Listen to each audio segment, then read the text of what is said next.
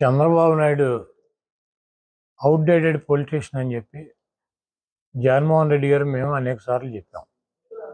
నిన్న చంద్రబాబు నాయుడు పీకేతో సమావేశం అయిందని చెప్పి ప్రశాంత్ కిషోర్ వచ్చాడు. భూమి బద్దలైపోద్ది. ప్రశాంత్ కిషోర్ చంద్రబాబు కలిశారు. 3 గంటలు రూమ్లో కూర్చున్నారు ఇద్దరు. మధ్యలో లోకేష్ లోపలికి బయటికి వెళ్ళి వస్తున్నాడని చెప్పి ఏబిఎన్ రాధాకృష్ణ, ఈటీవీ, మన టీవీ5 బిఆర్ నాయుడు గారు వీళ్ళందరూ కూడా నిన్న సాయంత్రం నుంచి వెనక్కి ముందుకి టీవీలు పగలగొట్టేశారు. ప్రశాంత్ కిషోర్ అనేవాడిని 2014లో మేము వాడేసాం. బుర్రలో గుజ్జంతా కూడా అయిపోయింది. చంద్రబాబు లాగా ఒట్టిపోయిన గీతలాగా ఆయన్ని తీసుకెళ్ళి మళ్ళీ ఇప్పుడు ప్రశాంత్ కిషోర్ని తీసుకెళ్ళి పెట్టుకుని వ్యూహకర్త అంటాడు.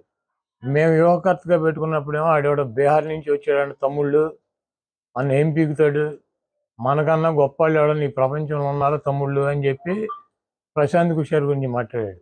ఇదే రాధాకృష్ణ, ఇదే రామోజీరావు, ఇదే బిఆర్ నాయుడు ఏం చెప్పారు? చంద్రబాబు నాయుడు బాబాయిని చంపటానికి ప్రశాంత్ కిషోర్ ప్లాన్ చేసి ప్రజలను రెచ్చగొట్టి గెలిచాడు. కోడికత్తితో జగన్మోహన్ రెడ్డి గారు పొడిపించుకున్నాడు. వీటన్నిటికి కూడా ప్రశాంత్ కిషోరే ఉన్నాడు అన్నాడు.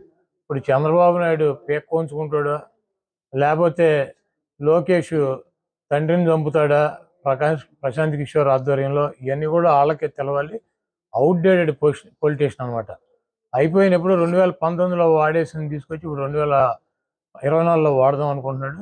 ప్రశాంత్ కిషోర్కి ఐపాక్కి ఏం సంబంధం లేదు. ప్రశాంత్ కిషోర్ వెస్ట్ బెంగాల్ ఎలక్షన్ అయినాక నేను వ్యూహకర్తగా ఉండట్లేదు, నేను తప్పుకున్నాను, నేను ఒక రాజకీయ పార్టీ పెట్టానని చెప్పి బీహార్లో రాజకీయ పార్టీ పెట్టి పాదయాత్ర చేసి ఈరోజు ప్రశాంత్ కిషోర్ మమతా బెనర్జీ మాట్లాడమంటే చంద్రబాబుని ఇండియా కూటమిలో చేరమని చెప్పి అడగటానికి చర్చలు జరపడానికి వచ్చారు. చంద్రబాబు నాయుడు ఒక పక్కన పవన్ కళ్యాణ్ని పెట్టి ఒక పీకేని పెట్టి బీజేపీతో చర్చలు జరుపుతున్నాడు. ఇంకో పీకేని పెట్టి అటు ఇండియా కూటమి మమతా బెనర్జీ కాంగ్రెస్తో చర్చలు జరుపుతున్నాడు.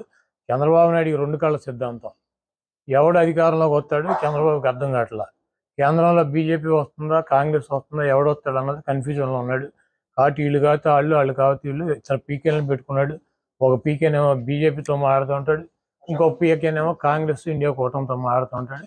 ఇవన్నీ కూడా ప్రజలు గమనిస్తున్నారు. చంద్రబాబు నాయుడు ఏ పీకేని పెట్టుకున్నా జగన్మోహన్ రెడ్డికి ఇంటికి కూడా పీకేది ఏమి ఉండదు.